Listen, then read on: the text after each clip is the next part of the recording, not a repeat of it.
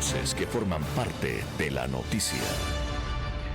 A ver, la subida del precio de la gasolina debería estar o debe estar enmarcado en el acuerdo que el gobierno nacional tuvo con el FMI para el desembolso del dinero de estos 4.000 millones que deben llegar de a poco al gobierno nacional. Para hablar del tema y de los efectos que podría tener, hemos invitado a la mesa a Andrés Chiriboga. Él es sociólogo económico, fue asesor de la Presidencia de la República del Ecuador, de la Secretaría Nacional de Planificación y del Ministerio de Economía. Fue miembro de los directorios del Banco Central, de la Junta de Regularización y Política Monetaria y Financiera. Es decir, si hay alguien que puede hablar del tema y que debe hablar del tema, es él.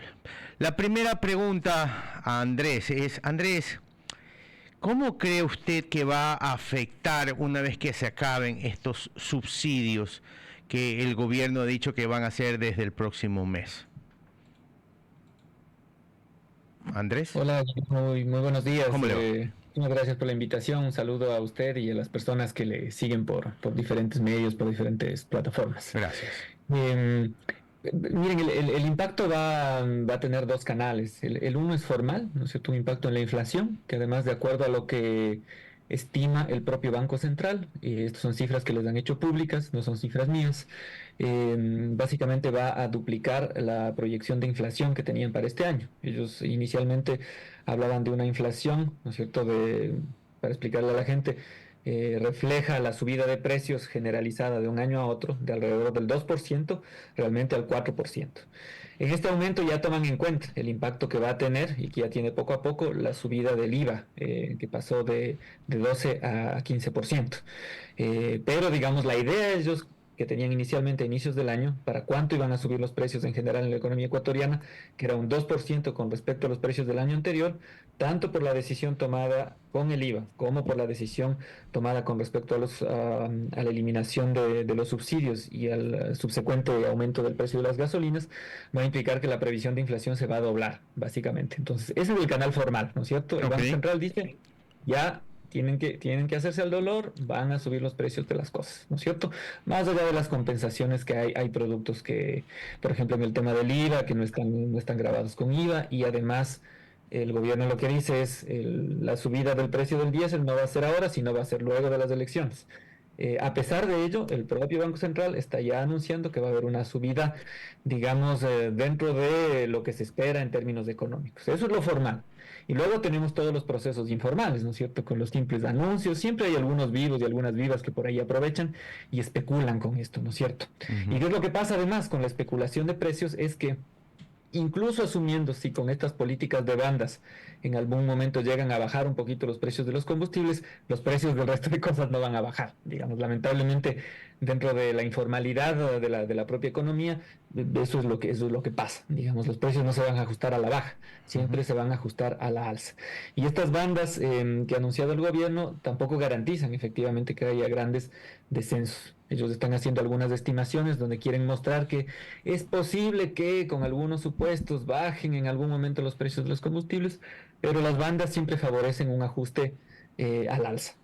Otra cosa que dirías, digamos, quedando muchas dudas sobre cómo van a calcular efectivamente el precio internacional referente para las gasolinas de Extra y Ecopaís, ¿no es cierto? Hay dos mecanismos básicamente para calcular.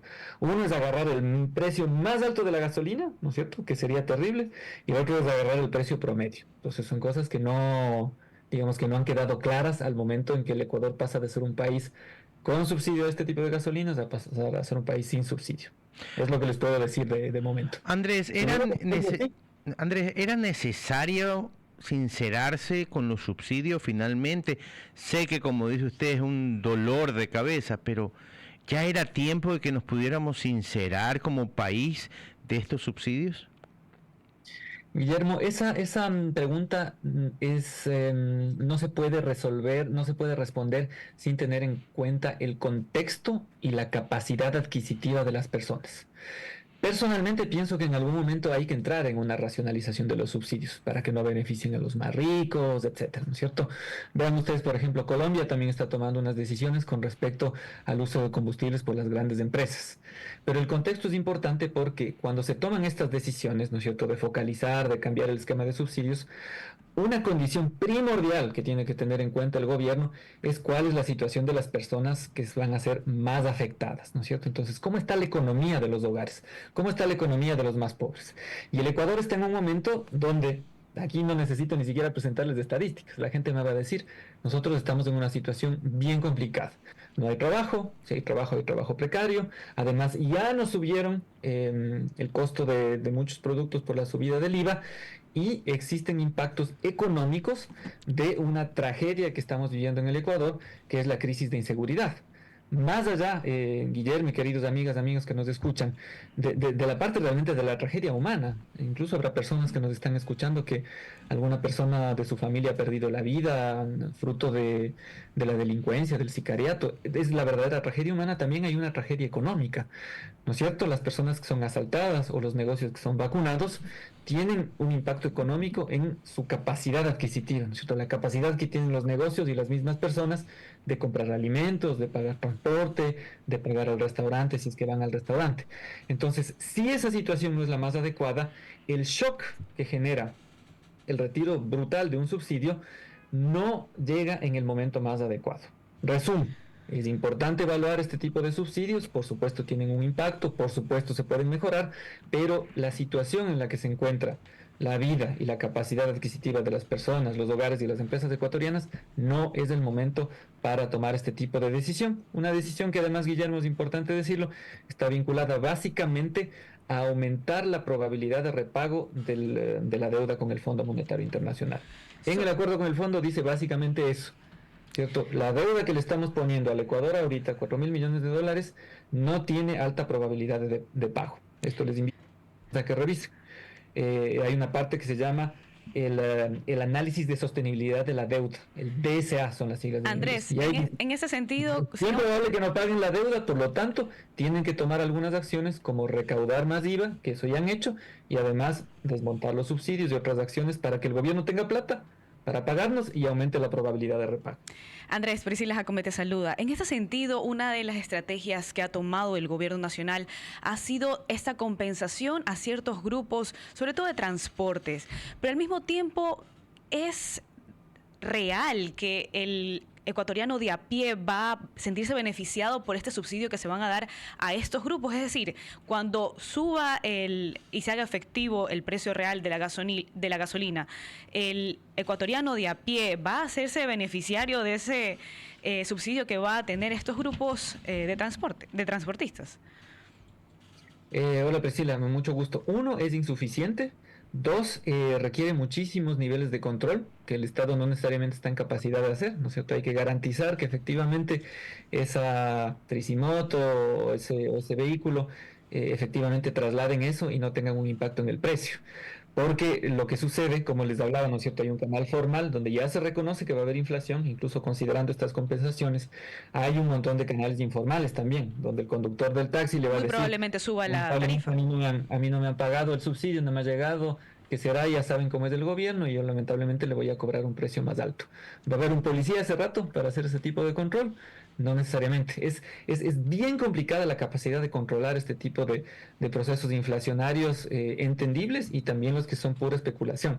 Entonces, en términos reales, va a ser muy complicado que esto les llegue a las personas. Por eso yo les insisto, sabiendo que esto no va a funcionar bien, el momento en que se pueden hacer este tipo de ajustes es cuando, a través de otras condiciones económicas, la capacidad adquisitiva de las personas, la economía de los hogares y de las empresas está mejor.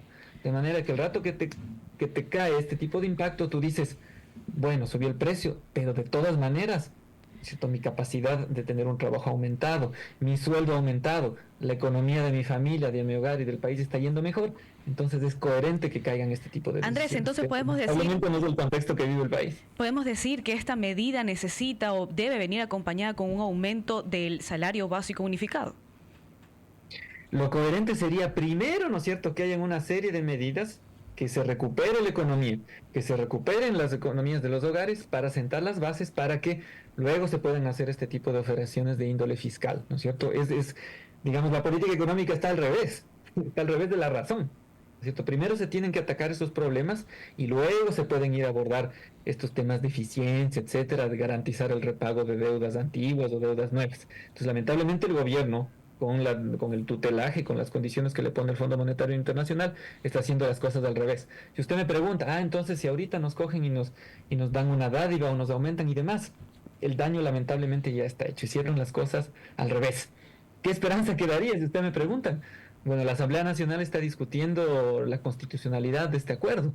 Yo esperaría que de todas maneras de esas discusiones puedan salir algunas resoluciones importantes para, digamos, ver qué pasa con este proceso que de todas maneras ya está en marcha, ¿no es cierto? Ya el Ministerio de Economía ya suscribió un pagaré, los primeros fondos del crédito ya llegaron, pero de todas maneras existe un margen de maniobra donde yo pienso que la Asamblea Nacional, más allá de que todos nos disgusta muchísimo el accionar de muchísimos de los políticos ahí representados, de todas maneras tiene un rol de fiscalización que cumplir con respecto a un instrumento que, además de sus condiciones económicas ser tremendamente negativas para la economía ecuatoriana, además es inconstitucional e ilegal.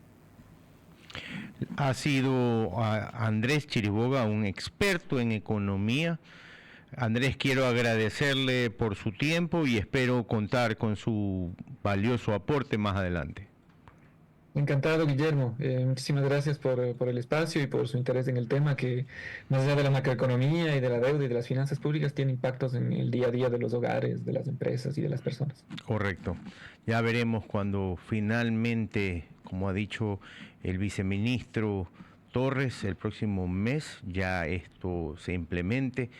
Veremos cuáles van a ser. Yo soy de la política en lo personal, una vez más, de que el país debió sincerarse hace mucho tiempo, no ahora, hace muchos años, con el tema de los subsidios. Y no solamente con estos subsidios, subsidio al gas y algunas otras cosas que habrá hecho que más adelante, en esos tiempos, el futuro de Ecuador llegue a donde debió llegar y no gastando donde no se debía.